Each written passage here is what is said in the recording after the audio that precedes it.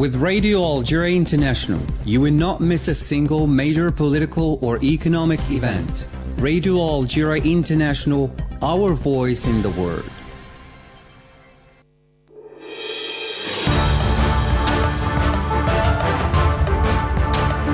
This is the English service of Radio Algeria International.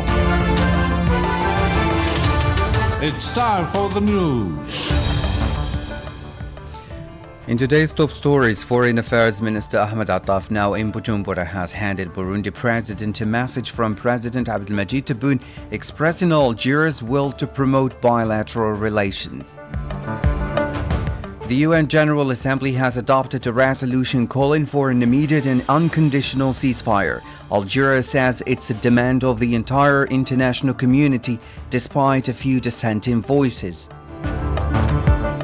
Participants in an international conference of solidarity with the Sahrawi people in Geneva have called on the international community to assume its responsibility to enable the Sahrawi people to exercise their right to self-determination and independence.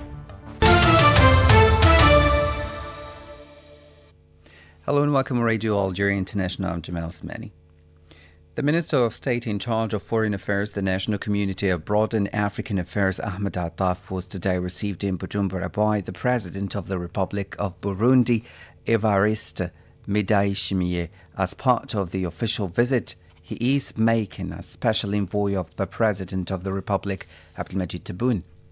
On this occasion, Ahmed Attaf handed the Burundi President a written message from the President of the Republic and conveyed to him his fraternal greetings and his desire to continue work with him to strengthen relations of brotherhood, cooperation and solidarity linking the two countries. The meeting provided an opportunity to examine ways of giving a concrete expression to the common will of the leaders of the two countries to promote relations between Algeria and Burundi by taking concrete measures to make or to give a new impetus to the bilateral cooperation and to strengthen joint cooperation or coordination within the continental organization to meet the various challenges facing African countries. Speaking to reporters following the meeting, Mr. Ahmed Attaf had this to say. J'ai eu à m'acquitter de l'agréable devoir de lui remettre une lettre écrite de son frère. I handed the Burundian president a letter written by his brother, the President of the Republic, Abdelmadjid Tebboune. In this letter, the objective remains for both Algeria and Burundi the development of bilateral relations and the best way of serving the African continent in the particularly troubled international situation through which our countries and the system of international relations are currently going through. Concerning our bilateral relations, I can tell you that there is a determination and a shared political will to give a new impetus and a greater meaning to these bilateral relations, and we have agreed on a number of measures and a number of deadlines to achieve this objective. Certaines mesures et de certaines échéances pour ce faire. That was Foreign Affairs Ahmed Attaf. The UN General Assembly has adopted a very large majority a resolution calling for an immediate and unconditional ceasefire in the Gaza Strip and reaffirming the centrality of the role played by the United Nations Relief and Works Agency for Palestine Refugees, UNRWA, in providing humanitarian aid to Palestinian civilians. The details with Said Bougazi. The text adopted at the 10th Emergency Special Session of the UN General Assembly was proposed by the Arab Group at the United Nations, the Non-Aligned Movement and the Organization of Islamic Cooperation. The resolution, which received 158 votes in favor, 9 against and 13 abstentions, demands an immediate, unconditional and permanent ceasefire. It calls on all parties concerned to fully respect their obligations under international law with regard to the persons they are holding, notably by releasing all those detained arbitrarily. Reacting to the vote, the Palestinian Ministry of Foreign Affairs and Expatriates underlined that the adoption of this resolution reflects the will of the international community to put an end to the humanitarian catastrophe and the Zionist genocide facing the Palestinian people, notably in Gaza. It added that the text underlines the importance of implementing Security Council Resolution 2735 of 2024, which calls for an immediate ceasefire and calls on the UN Secretary General to establish new mechanisms for accountability and to support the implementation of the resolution. On 20th November, the Security Council failed to adopt a resolution on a ceasefire in the Palestinian enclave due to the veto by the United States. The draft resolution prepared by the 10 non-permanent members of the Security Council received 14 votes in favor, no abstentions, and 1 against, that of the United States. Algeria has affirmed that an immediate, unconditional and permanent ceasefire in Gaza is a demand of the entire international community, despite the few dissenting voices that continue to subscribe to the occupiers' vision and narrative. Speaking at the resumption of the 10th emergency session of the United Nations General Assembly, Algeria's Deputy Permanent Representative to the United Nations, Nassim Gawawi, said that this meeting comes after the inability, once again, of the Security Council to adopt a draft resolution calling for a ceasefire in Gaza, submitted by the elected states meeting. نجتمع اليوم بعد أن عجز مجلس الأمن مرة أخرى. We are meeting today after the Security Council was once again unable to adopt a draft resolution calling for a ceasefire in Gaza, which was submitted by all the elected countries. This endeavor, to which Algeria was a party, stems from its conviction of the need to act against the Israeli occupier and its deep regret at the bloodshed on the occupied Palestinian territory, particularly in the Gaza Strip. The draft resolution, which received the blessing of 14 members of the Security Council, demonstrates that an immediate, unconditional and permanent ceasefire in Gaza has become a common demand and goal of the international community, despite some voices that continue to adopt the occupation's vision and narrative. Speaking to the UN General Assembly, the permanent ambassador of the State of Palestine to the UN, Riyad Mansour, called for a halt to the killing of Palestinians. Gaza today is the bleeding heart of Palestine and open, painful wound for the human family. Stop the bleeding and restore life in Gaza so it can be once again the beating heart of Palestine. Stop the bleeding so we can restore credibility to our international system, so we can ensure it for future generations, so our people can live, so our region can thrive, so that international peace and security can be preserved. That was the permanent ambassador of Palestine to the UN, Riyad Mansour. The conference, which took place... The Palestine Committee of the Arab Parliament has called in Cairo, Egypt, to support Algeria's efforts to have Palestine admitted as a full member of the United Nations, welcoming Algeria's initiatives in support of the Palestinian cause, according to a press release from the Council of the Nation. Delegated by the Speaker of the Council of the Nation, Salah Koujil, the member of the Council of the Nation and the Arab Parliament, Abdelkarim Qureshi, took part in the meeting of the Palestine Committee of the Arab Parliament under the chairmanship of Mohammed Ahmed Al-Yamahi, chairman of the Arab Parliament. In their press release, the members of the committee called for support for Algeria's ongoing efforts in its capacity as a non-permanent member of the Security Council to have Palestine admitted as a full member of the United Nations, welcoming Algeria's initiatives in favor of the Palestinian cause.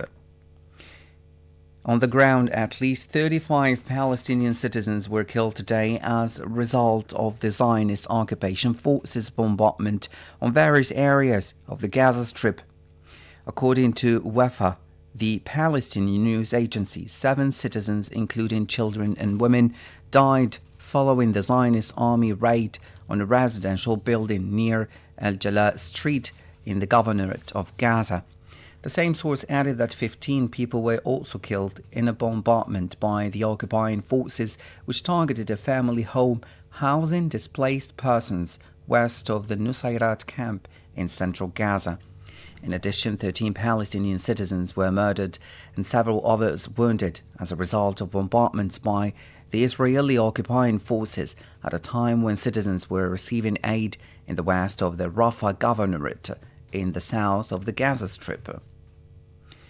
Now, the United Nations and its humanitarian partners have launched an emergency appeal to raise $4.1 billion to help 3.3 million Palestinians by 2025.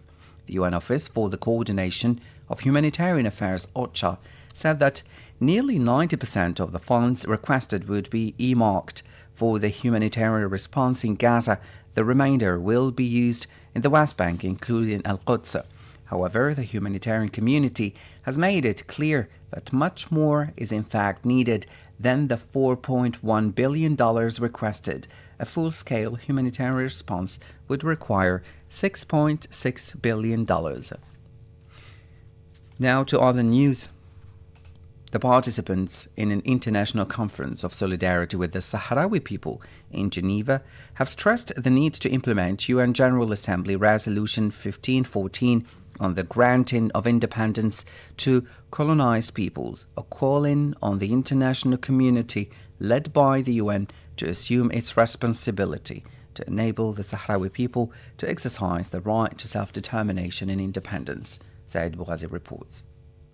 The conference, which took place within the framework of the 64th anniversary of the adoption of Resolution 1514 by the United Nations General Assembly in December 1960, was organized by the Geneva Group in support of the struggle of the Sahrawi people under the slogan Self-Determination of Peoples and Responsibility of the United Nations, and was held at the United Nations headquarters in Geneva with the participation of diplomats, experts, researchers and specialists in international law and human rights. The symposium highlighted the UN resolution and focused on the need to promote and support international legitimacy through respect for international law, the sole guarantor of peace and international justice. The South African ambassador to the United Nations in Geneva, Mtsholi Sizon Kosi, stressed the importance of stepping up pressure and mobilization to ensure that Resolution 1514 is respected. As Resolution 1514 reminds us, it is the continued denial of the Sahrawis' right to self-determination by Morocco, which is directly linked to the ongoing violations that are being perpetrated against them, as the right to self-determination is the wellspring from which all other human rights and fundamental freedoms flow. It is for this reason that as part of the Geneva Support Group's activities, we've been appealing to the High Commissioner for Human Rights to dispatch a fact-finding mission to Western Sahara to no avail as he continues to be denied access to the territory. Accordingly, the situation in Western Sahara remains hidden from view, and we're increasingly seeing some member states choosing to sacrifice international law at the altar of geopolitical expediency. This state of affairs benefits no one, let alone the Sahrawis, as it not only serves to weaken international law, but also undermines the credibility of those institutions like the UN entrusted with its implementation. For its part, Namibia, which currently chairs the Geneva Support Group for Western Sahara, underlined through its representative, the Deputy Minister for International Relations and Cooperation, Ms. Jenny Matondo, the importance of the symposium in reminding the world, notably the United Nations, of its responsibilities in implementing General Assembly Resolution 1514, which led to the decolonization of many countries. The Polisario France representative to Switzerland, the United Nations, and the international organizations in Geneva, Ubi Bushraya Bashir, underlined the responsibility of the United Nations, notably in the current international situation and the attempt by certain powers to confiscate the rights of peoples to self-determination, including the Sahrawi people. The former UN envoy to Western Sahara, Francesco Bastarli, spoke of his experience in managing the United Nations mission for the referendum in Western Sahara, Minurso. The Geneva Group of Friends is an example. More needs to be done. It is imperative that more member states in the UN and elsewhere get engaged on the right side of international legality, on the right side of the value of the UN Charter and on the Declaration of Decolonization. How to draw them in? There are many ways. It's not just the argument, which is the paramount one of the rights of the Sahrawis, but there are considerations related to international peace and security or conflict prevention, all sorts of other considerations. Obvious is that the Security Council or the UN in general is washing its hands of the issue. It says it's up to them. Now, this is not correct. The Security Council retains the paramount responsibility of settling the issue in accordance with international legality. For his part, French MP Jean-Paul Lecoq addressed the French position, underlining that President Emmanuel Macron's position does not represent the position of the French people, and it is a position that has come in the light of his party's defeats at home and the actions taken by African countries to rid themselves of French colonial domination, as well as the crisis that many companies are going through. The A3+ group of the UN Security Council have expressed serious concern of the level of food insecurity in Yemen, urging donors to mobilize the necessary resources to help the country cope with this crisis. UN Special Envoy for Yemen, Hans Grundenberg, briefed the Security Council members on the situation in Yemen. He said that peace is still possible with the support of the international community. It is critical that the parties, the region, and the broader international community capitalize on these moments in order not to miss the chance to take clear steps towards peace. Otherwise, especially in the context of a collapsing economy and falling living standards, Yemenis will continue to suffer. Nothing justifies this suffering. Ending the war is a choice, one that remains within reach of the parties. I urge the parties to actively engage with my efforts on the roadmap, which would deliver a ceasefire, economic measures such as the sustainable payment of salaries, and preparing for an inclusive political process. I firmly believe this is still possible. A peaceful resolution in Yemen is possible, and continuing international unity and support towards that goal is essential. To navigate the challenges and translate opportunities into tangible progress, the unified support of this Council is paramount. For his part, the newly appointed Humanitarian Affairs and Emergency Relief Coordinator Tom Fletcher called on Council members to sustain influence to secure full respect for international humanitarian law. The humanitarian response continues to face severe constraints. Funding cuts have forced closure of vital programs. The total number of people in need has increased since the start of the year from 18.2 to 19.5 million. Above all, we will stay and deliver, delivering support to address human suffering whenever and wherever it is found, based on need alone. To do this, Madam President, we need three things from the Security Council. First, your sustained influence to secure full respect for international humanitarian law. This includes ensuring that infrastructure indispensable to the survival of the population of Yemen is spared. It is particularly critical that Yemen's Red Sea ports remain operational and available for imports. They are lifelines for millions of people. Universal Health Coverage Day is celebrated annually on the 12th of December. This year's theme, Health It's on the Government, underscores the role government plays in ensuring that no one is forced to choose between healthcare and necessities such as food. Saeed Bougazi. Universal health coverage aims to provide everyone everywhere with access to quality health services without facing financial hardship. Over the last 2 decades, financial protection has eroded. 2 billion people around the world are struggling with financial hardship, and 1.3 billion people have been pushed into poverty because of out-of-pocket health expenses. To mark Universal Health Coverage Day 2024, the head of the World Health Organization, Tedros Adhanom Ghebreyesus, has called on governments worldwide to address the urgent need for financial protection to be put in place. Shockingly, half the world's population cannot access one or more essential health services. And 2 billion people experience financial hardship because of out-of-pocket health spending. That means families have to choose between healthcare or their next meal, medicines, or school books. While access to services has been improving globally, using those services is driving more and more people into financial hardship or poverty. Health for all is a fundamental human right and the foundation of sustainable development. Universal Health Coverage Day is a reminder that health for all means everyone can access the health services they need without financial hardship. That's the world that WHO is working for. Health is a human right. It is the responsibility of governments to ensure that people are not impoverished by health expenses. Investing in financial protection for UHC not only improves health outcomes but boosts social cohesion and resilience and strengthens national economies by contributing to increased productivity and enhanced employment and workforce participation. This is Radio Algeria International. Stay tuned.